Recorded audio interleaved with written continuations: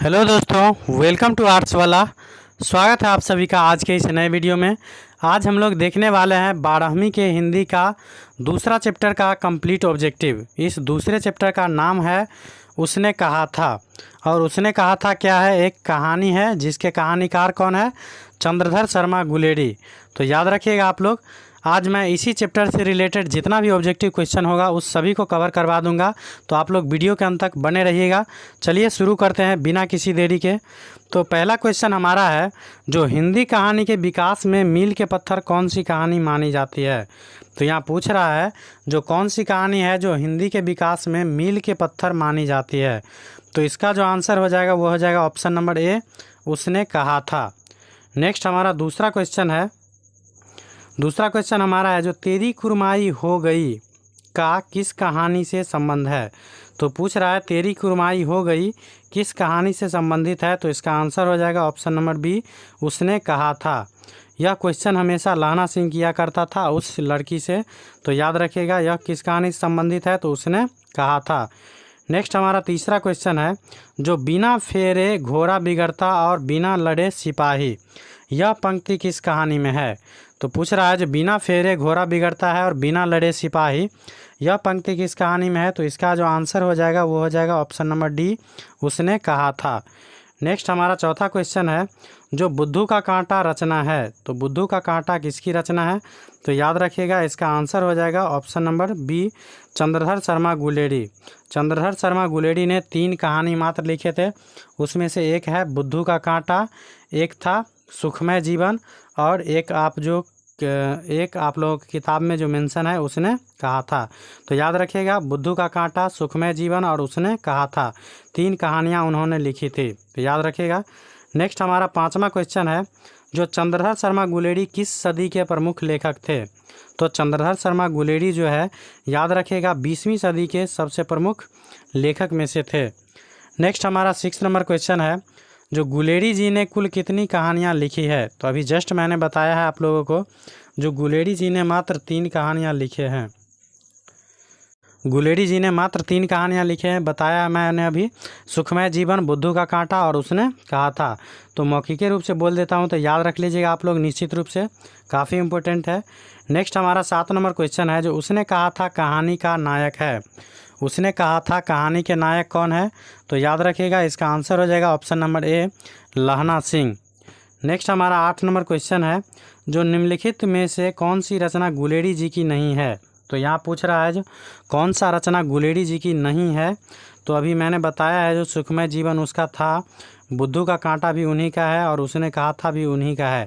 तो इसका आंसर हो जाएगा ऑप्शन नंबर डी, हाड़े को हरिनाम, ये उनकी रचना नहीं है। नेक्स्ट हमारा 9 नंबर क्वेश्चन है, जो उसने कहा था कहानी है। तो उसने कहा था कैसी कहानी है। तो ऑप्शन ए में है युद्ध की कहानी, बी में है दिव्य प्रेम की कहानी, सी में दिया गया है जो प्रेम पर बलिदान होने की कहानी, और डी में दिया गया है इनमें से सभी। तो इसका जो आंसर हो जाएगा ऑप्शन नंबर डी, इनमें से सभी। याद रखिएगा। नेक्स्ट हमारा 10 नंबर क्वेश्चन है, जो उसने कहा था कहानी में किस शहर का चित्रण है। तो उसने कहा था कहानी में किस शहर का चित्रण है। तो इसका जो आंसर हो जाएगा ऑप्शन नंबर ए, अमृतसर का। याद रखिएगा इसी अमृतसर में लहना सिंह के मामा जी रहा करते थे, जहां उन्होंने आया था। नेक्स्ट हमारा 11 नंबर क्वेश्चन है, जो लहना सिंह के गांव का नाम क्या है। तो लहना सिंह के गांव का नाम क्या था। तो इसका जो आंसर हो जाएगा वो हो जाएगा ऑप्शन नंबर बी, माझे। याद रखिएगा लहना सिंह अगर पूछा जाए किस गांव के रहने वाले थे तो क्या बताइएगा, माझे का रहने वाले थे। नेक्स्ट हमारा 12 नंबर क्वेश्चन है, जो लहना सिंह किस पद पर था। तो लहना सिंह किस पद पर था। तो इसका आंसर हो जाएगा ऑप्शन नंबर सी, जमादार के पद पर थे लहना सिंह। नेक्स्ट हमारा 13 नंबर क्वेश्चन है, जो लहना सिंह की मृत्यु किसके गोद में हुई। तो लहना सिंह की मृत्यु जो है किसके गोद में हुई थी। तो इसका जो आंसर हो जाएगा वो हो जाएगा option number B, Wazira Singh के गोद में। याद रखिएगा काफ़ी इंपॉर्टेंट क्वेश्चन है। नेक्स्ट हमारा 14 नंबर क्वेश्चन है, जो पलटन का विदूषक कौन था। तो पलटन का विदूषक पूछ रहा है जो कौन था। तो इसका याद रखिएगा ऑप्शन नंबर हो जाएगा सी, वजीरा सिंह जो है पलटन का विदूषक था। नेक्स्ट हमारा 15 नंबर क्वेश्चन है, जो सूबेदार हजारा सिंह के लड़के का नाम था। तो सूबेदार हजारा सिंह के लड़के का नाम क्या था? तो याद रखिएगा option number A Bodha Singh. Bodha Singh कौन था? तो सूबेदार हजारा सिंह के लड़का था। नेक्स्ट हमारा 16 नंबर क्वेश्चन है, जो भारतीय सिपाहियों का किसके साथ संघर्ष हुआ था? तो याद रखिएगा उसने कहा था, कहानी जो है उसमें क्या बताया गया है, जो भारतीय सिपाहियों का किसके साथ संघर्ष हुआ था? तो जर्मनी के साथ। तो इस प्रकार हमारा आंसर हो जाएगा ऑप्शन नंबर डी। चलते हैं नेक्स्ट क्वेश्चन की ओर। नेक्स्ट हमारा 17 नंबर क्वेश्चन है, जो जर्मन लेफ्टिनेंट को किसने मारा था? तो जर्मन लेफ्टिनेंट को पूछ रहा है किसने मारा था? तो इसका जो आंसर हो जाएगा वो हो जाएगा ऑप्शन नंबर सी, लहना सिंह ने मारा था जर्मन लेफ्टिनेंट को। नेक्स्ट हमारा 18 नंबर क्वेश्चन बोल रहा है, जो सिख राइफल्स के जमादार लहना सिंह का नंबर क्या था? सिख राइफल्स के जमादार जो थे लहना सिंह, उसका नंबर क्या था? तो याद रखिएगा 77, ऑप्शन नंबर ए। नेक्स्ट हमारा 19 नंबर क्वेश्चन बोल रहा है, जो सरकार ने सूबेदार को ज़मीन कहाँ दी है? तो सरकार जो है उस सूबेदार को ज़मीन कहाँ दिए थे? तो इसका जो आंसर हो जाएगा वो हो जाएगा लायलपुर, ऑप्शन नंबर डी। याद रखिएगा सरकार ने सूबेदार सबको ज़मीन कहाँ दिए थे? तो लायलपुर में। नेक्स्ट हमारा 20 नंबर क्वेश्चन है, जो गुलेरी जी का जन्म कहाँ हुआ था? तो गुलेरी जी का जन्म हुआ था, इसका आंसर हो जाएगा option number C, Kangra, Himachal Pradesh. याद रखिएगा वैसे गुलेरी जी का जन्म गुलेर नामक ग्राम में हुआ था, और कांगड़ा क्या पड़ता है? जिला, और हिमाचल प्रदेश हो जाएगा राज्य। याद रखिएगा। नेक्स्ट हमारा 21 नंबर क्वेश्चन है, जो सुखमय जीवन किसकी रचना है? तो मैंने जस्ट रिपीट कर दिया हूँ, जो सुखमय जीवन, और उसके बाद हो गया बुद्धू का कांटा और उसने कहा था। तो 3 कहानियाँ उन्होंने लिखे थे। कौन लिखे थे? तो चंद्रधर शर्मा गुलेरी जी। तो इसका जो आंसर हो जाएगा सुखमय जीवन किसकी रचना है? तो इसका आंसर हो जाएगा ऑप्शन नंबर ए, चंद्रधर शर्मा गुलेरी की। याद रखिएगा। नेक्स्ट हमारा 22 नंबर क्वेश्चन है, जो उसने कहा था कहानी कब प्रकाशित हुआ? तो उसने कहा था कहानी कब प्रकाशित हुआ? तो इसका जो आंसर हो जाएगा ऑप्शन नंबर सी, 1915 ईस्वी में। और बाकी जो 2 कहानी बच जाता है, सुखमय जीवन और बुद्धू का कांटा, ये दोनों 1911 ईस्वी में प्रकाशित हुआ था। तो इसे भी आप लोग। नेक्स्ट हमारा 23 नंबर क्वेश्चन है, जो कछुआ धर्म किसकी कीर्ति है? तो ये सभी जितना जो क्वेश्चन आ रहा है इस सब से रिलेटेड मैंने सब्जेक्टिव टाइप में करवा दिया है चंद्रधर शर्मा गुलेरी के जीवनी वाले पाठ में। तो आप लोग उसे एक बार निश्चित रूप से देख लीजिएगा, उसके बाद ये ऑब्जेक्टिव वाला देख लीजिएगा, तो आप लोगों को इस चैप्टर से एक भी क्वेश्चन नहीं छूटेगा। नेक्स्ट 23 नंबर क्वेश्चन है, जो कछुआ धर्म किसकी कीर्ति है? तो इसका जो आंसर हो जाएगा option number D, Chandradhar Sharma Guleri की। नेक्स्ट हमारा 25 नंबर क्वेश्चन है, जो पुरानी हिंदी रचना है, तो पुरानी हिंदी किसकी रचना है? तो इसका भी आंसर हो जाएगा option number D, Chandradhar Sharma Guleri की। याद रखिएगा। नेक्स्ट हमारा 25 नंबर क्वेश्चन है, जो उसने कहा था कहानी में यह किसने कहा कि उद्यमी उठ सिगरी में कोले डाल? तो यहाँ पूछ रहा है, जो उसने कहा था कहानी में कौन कहा था जो उद्यमी उठ सिगरी में कोले डाल? तो याद रखिएगा ये बोले थे सूबेदार हजारा सिंह। तो इसका आंसर हो जाएगा ऑप्शन नंबर बी। नेक्स्ट हमारा 26 नंबर क्वेश्चन है, जो कुरमाई का क्या अर्थ है? तो कुरमाई का अर्थ क्या होता है? तो इसका आंसर हो जाएगा ऑप्शन नंबर ए, मंगनी। मंगनी एक रस्म होता है जो शादी से पहले किया जाता है। तो याद रखिएगा यही क्वेश्चन है जो पूछा करते थे बार बार लहना सिंह। नेक्स्ट हमारा 27 नंबर क्वेश्चन है, जो बोधा कौन था? तो बोधा सिंह कौन था? हालांकि इसका क्वेश्चन दूसरे लैंग्वेज में इससे पिछले क्वेश्चन में रिपीट हो चुका है। तो याद रखिएगा बोधा सिंह कौन था? तो हजारा सिंह का बेटा था। याद रखिएगा इसका आंसर हो जाएगा ऑप्शन नंबर डी। चलते हैं नेक्स्ट 28 नंबर क्वेश्चन की ओर। 28 नंबर क्वेश्चन हमारा है, जो चंद्रधर शर्मा गुलेरी की कहानी कौन सी है? तो चंद्रधर शर्मा गुलेरी की कहानी कौन सी है? तो जूठन रोज ये सब नहीं होगा। तो चंद्रधर शर्मा गुलेरी की कहानी कौन सी है? तो इससे आप लोग भली भांति परिचित होंगे, क्योंकि यह आपके पाठ में मेंशन है। तो इसका आंसर हो जाएगा ऑप्शन नंबर सी, उसने कहा था। नेक्स्ट हमारा 29 नंबर क्वेश्चन है, जो कौन सी कहानी चंद्रधर शर्मा गुलेरी की लिखी हुई नहीं है? तो यहाँ भी वही पूछ रहा है, जो कौन सी कहानी चंद्रधर शर्मा गुलेरी की लिखी हुई नहीं है। तो इस नहीं है के लिए पहले आप लोगों को यह पता रहना चाहिए कि चंद्रधर शर्मा गुलेरी की रचना कौन कौन सी है। इससे रिलेटेड मैंने इसे पिछले वीडियो में सारी जानकारी बताया हूँ चंद्रधर शर्मा गुलेरी के जीवनी से संबंधित। तो उस चैप्टर को आप लोग निश्चित रूप से देख लीजिएगा। तो आप लोगों को पता चल जाएगा जो कौन कौन सी रचना चंद्रधर शर्मा गुलेरी जी की है। फिलहाल मैं बता दूं जो सुखमय जीवन, बुद्धू का कांटा और उसने कहा था, ये तीनों कहानियाँ उनकी रचना है। तो इसका आंसर हो जाएगा ऑप्शन नंबर डी, कफन उन्होंने नहीं लिखा था। नेक्स्ट हमारा 30 नंबर क्वेश्चन है, जो गुलेरी जी किस गांव के मूल निवासी थे। तो बताया है मैंने, जो गुलेरी जी किस गांव के मूल निवासी थे, तो गुलेर, याद रखिएगा, इसका answer option number B. Next हमारा 31 नंबर क्वेश्चन है, जो उसने कहा था कहानी के कहानीकार कौन है। तो ये भी आप लोगों को पता होगा, जो उसने कहा था कहानी के कहानीकार कौन है, तो इसका आंसर हो जाएगा option number C, Chandradhar Sharma Guleri.